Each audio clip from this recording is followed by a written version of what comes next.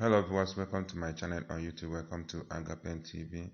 I brought you this message from your favorite man of God, Apostle Arome Osayi. The teachings he gave concerning how to know when you are under demonic attack. This message will open your eyes to know when you are under demonic attack.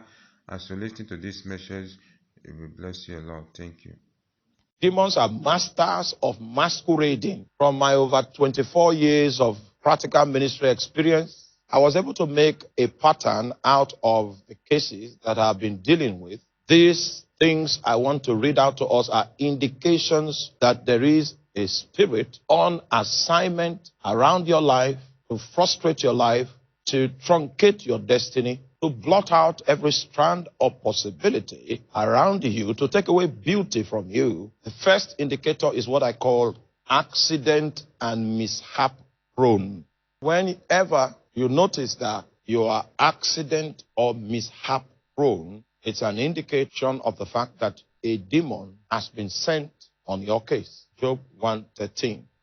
And there was a day when his sons and his daughters were eating and drinking wine in their eldest brother's house. And there came a messenger unto Job and said, the oxen were plowing and the asses were feeding beside them, and the Sabeans fell upon them and took them away. And yea, they have slain all the servants with the edge of the sword, and I only am escaped alone to tell thee. While he was yet speaking, there came also another and said, the fire of God is fallen from heaven and had burned up the sheep and the servants and consumed them, and I only am escaped alone to tell thee. And while he was yet speaking, there came also another and said, the Chaldeans made out 3 bands and fell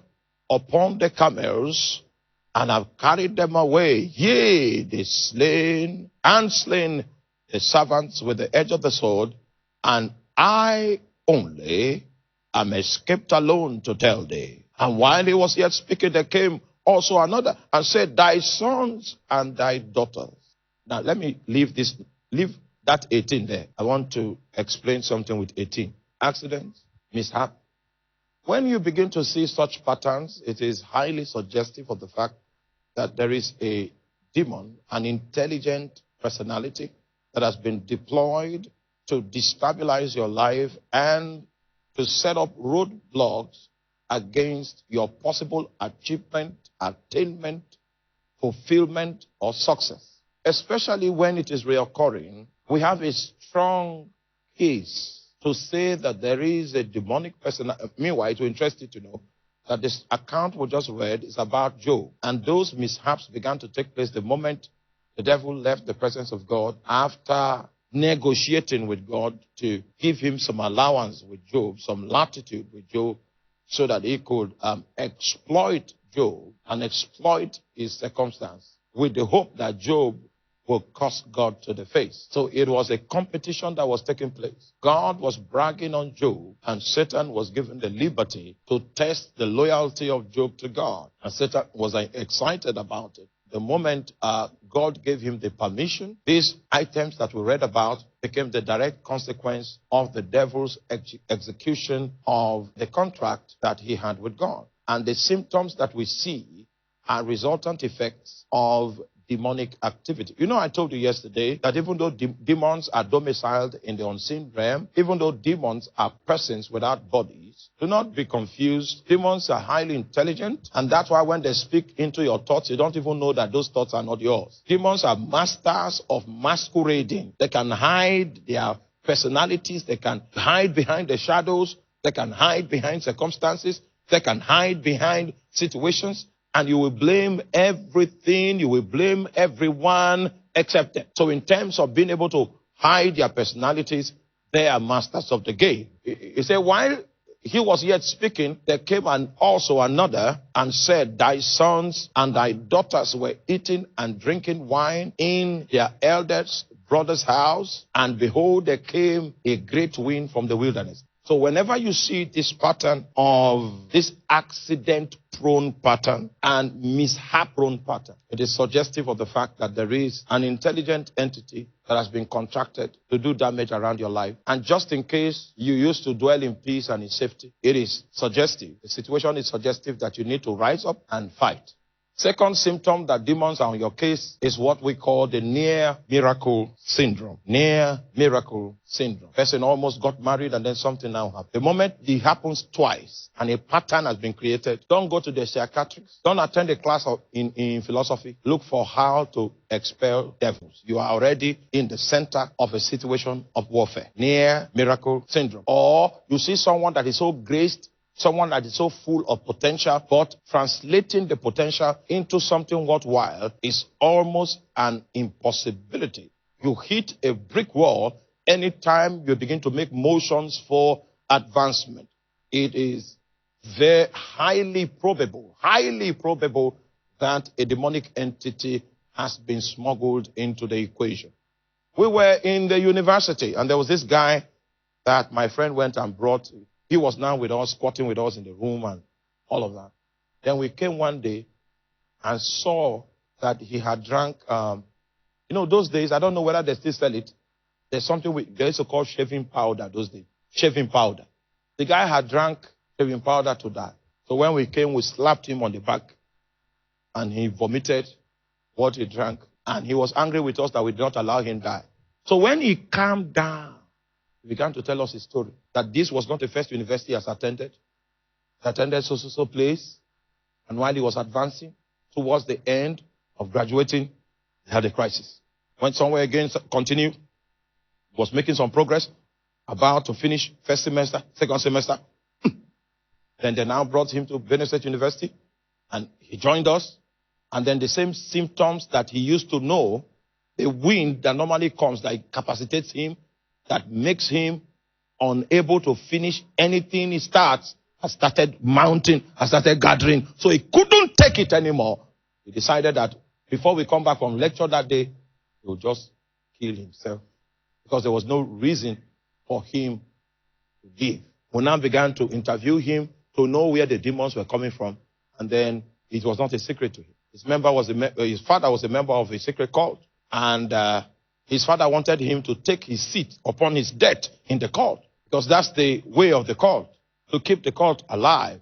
Someone that is in your family must take your place, must bear your title, must carry your staff, must wear your ring, and must wear your robe. So it was time for him to be initiated so that he can be next in line to mount the father's throne. Oh man, I don't have time to tell you about his father. Then the guy said he's not going to inherit what the father was offering. And the father brought 3 keys one day. 3 golden keys. It was by those 3 keys that he cursed that young man. So the guy is very intelligent. If he puts his hand to something, he can make so much creativity out of it. But you see, a wind begins to gather. When that atmosphere begins to form, it doesn't matter the height he has attained, he will not be able to accomplish it. And he felt so incapacitated in the face of that challenge that when he saw it forming the 3rd time, he just felt, okay, the best thing to do was for him to take his life. So there was no way, as intelligent as that guy was, there was no way he could achieve anything worthwhile because there was a resistance that was placed in his way. This resistance was invincible, but it was potent enough to stop him, to immobilize him, to discourage him. And it could even bring him to a point where he was willing to take his life. It might be in the area of your career. It might be in the area of marriage. The first person comes, looks upon you and says, oh my God, what a beautiful damsel. Your open teeth is in alignment and all kinds of good comments on your life. 2 weeks into the relationship, 3 weeks, it begins to go stale. And in the 4th week, the person blocks you on Instagram, blocks you on Facebook, blocks you on YouTube, blocks you everywhere and blocks your number. Blocked everywhere.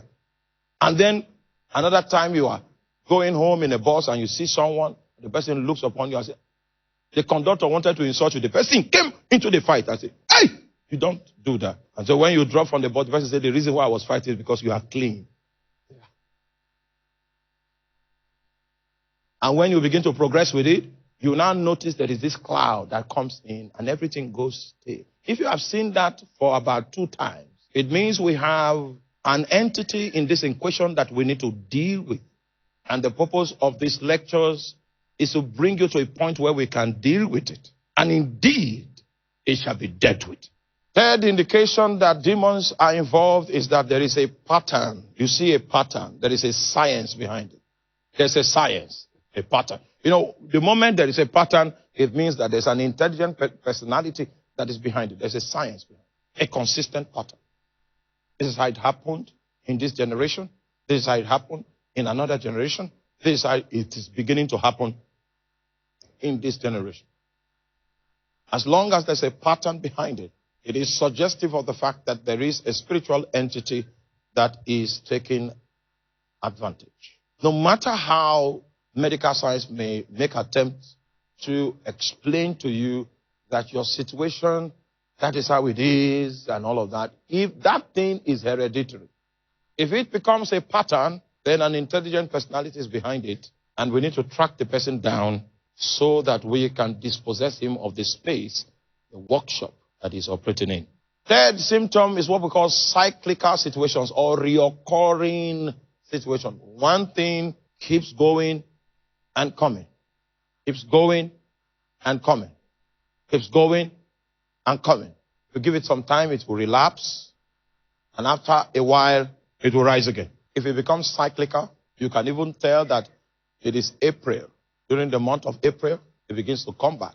If you see that situation, then it's highly probable that there is an entity behind it that we need to discover and we need to disarm. Unnatural and prolonged poverty. It is not as if you are a lazy person. You are not a lazy person. You are a hardworking person, active person. You even make attempts to put things together, to make things work, to try to pioneer things, to start things. And you meet with resistance so that you have been in a prolonged state of lack. It is a sign of resistance. It means that you are at war. Then finally, there is what we call heaviness. When that heaviness comes upon you, it's more than a mood swing. It cuts you off. But the Bible says to appoint unto them that mourn in Zion, to give beauty for ashes, oil of joy for mourning, the garment of praise for the spirit of heaviness, that they might be called the trees of righteousness, the plantings of the Lord, that he might be glorified. The Lord wants you to be his planting. He wants you to become a tree of righteousness anywhere he plants you, so that you can install righteousness as your working principle in the marketplace, in your office area.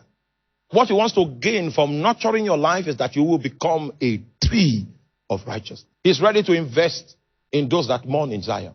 He's ready to give beauty for ashes. Ready to make available the oil of joy in the place of mourning. Just in case your situation is mourning. Demons don't want you to rejoice. Oh my God, there is enough provision for your case. There is an oil of joy that God has allocated to all those that mourn in Zion. You will think that Zion is not a place for mourning.